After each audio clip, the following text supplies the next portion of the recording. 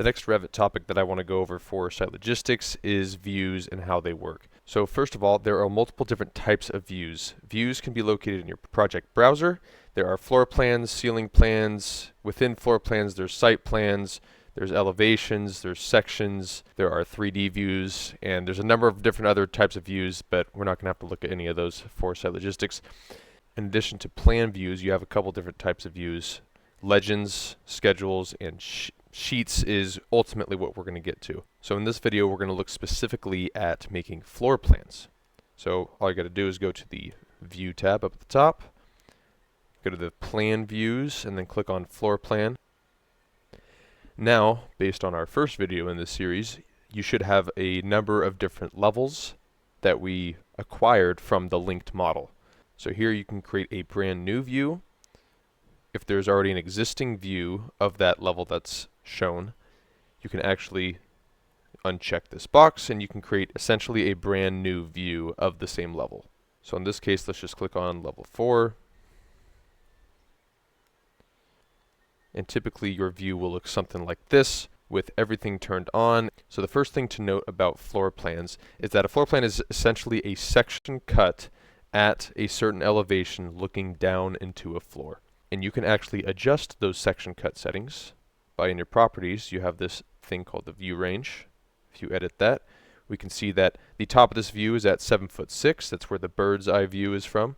The cut plane, you have a section cut at 4 feet, and then the bottom of this view ends up at 0 feet, right where the slab is. And there also is a helpful little visual that actually explains what each of these items means. So we can exit that. The other way you can create a view, or in this case duplicating a view, is just by going to your project browser. You can right click, you can duplicate. The first option, duplicate, will duplicate the raw view without any of the annotation categories that you may have added, including regions, text boxes, line work, and dimensions. So duplicate will not copy any of that. Duplicate with detailing will copy all the annotations over. And duplicate as a dependent will actually make this new view dependent on the parent view. Each view has a different set of properties that you can either change in the properties panel, or there's also this little toolbar down at the bottom that shows scale, the display model, the detail level. Go through each of those real quick. Scale is pretty self-explanatory. There are many different default options. You can even customize your own scale if really needed. Scale doesn't really apply until you start adding views to sheets, at least from my experience. So I typically ignore that one for the time being. And the next thing we have is the detail level of this view. So as you can see, if I zoom in a little bit here, look at things like the walls, like the structural steel. What model display will do is, if you're on coarse, it will be at the very minimal detail level, and once you increase it, medium will increase a little more. Now you can see there's different layers to the wall. You can see there's a little bit more of a definite shape around this structural steel. And if you increase it to fine, it will be even more defined in different ways, especially for walls, structural steel, pipes, ductwork, things like that.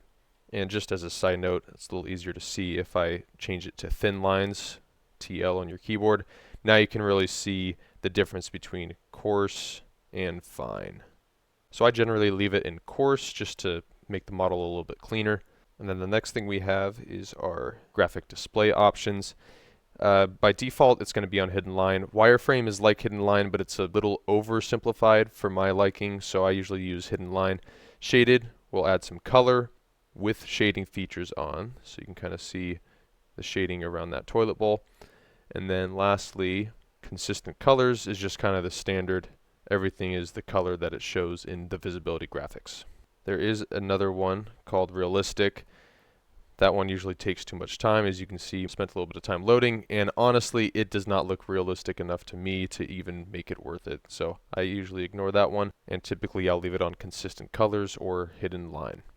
There are a couple other features down here like sun path and shadows that I have never found to be useful. And as you can see up in the properties as well, there's a couple other, to me, pretty useless graphics display options, except for your visibility graphics overrides, which way more commonly should be typed into your keyboard as VV. But I will get into the visibility graphics in the next video. So a couple more items here on the, again, the properties panel. I've never messed with any of these items under underlay before, so I'm going to ignore that. And then here under extents, you can actually add a crop region. So if I click ZA, and a crop region is exactly as it sounds. So if you just check the first box, it'll crop your view, but you won't actually see the crop box until you click that second part, crop region visible. Now if I click ZA again, now I'm able to see this little box, and you can drag using the little circles that are in the middle of each of these lines. And now you may notice there's a couple straggling elements, such as this elevation down here. So all I gotta do is check the little annotation crop, and it will get rid of extra annotations like text, regions, elevations, whatnot, that are kind of floating out in outer space. Now if I click ZA again, you're able to see the more zoomed in view. And I typically don't like this box visible, so I will just click on the crop region visible icon. And again, if I ever want to edit again, I will just check that again. Actually edit the annotation crop as well. That's just this dotted line if you have annotation crop turned on. But like I said, I'm going to leave crop region visible off. And then very similar to crop region, just beneath it, you have this item called scope box. If you've ever seen a construction set of plans, you will notice, especially on a multi-story building, that typically going all the way up the building, the crop regions are the exact same. And that is where I find scope box to be very useful.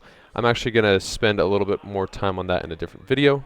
And then under the identity data, you have this thing called a view template, which I will actually cover that in our visibility graphics video coming up. Then directly under that, you can actually rename this view.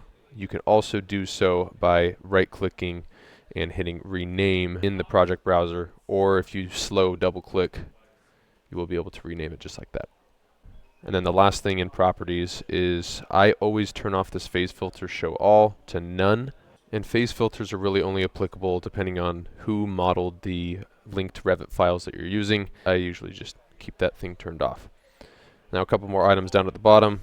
These are just your crop buttons. This crops or it does not crop your view. This shows the crop box, so it's the same as these little check boxes up here. And then next to that you have this little glasses icon. That is your temporary hide and isolate settings, which I can also cover in a later video. And then next to that, the little light bulb is reveal the hidden elements, which basically means that if you have hidden any elements in this view, you can temporarily see them here and you could unhide them back in this view. And then the keyboard shortcut for this is RH. And next to that, which I have found to be very helpful over the years, is a temporary view properties, which again I will touch in an upcoming video. And then here's an analytical icon, which I have never touched and probably never will, being with a GC. And then same thing next to that one, reveal constraints. Has nothing to do with my type of work. So that's the basics of a floor plan. I will get into more views and view settings in upcoming videos.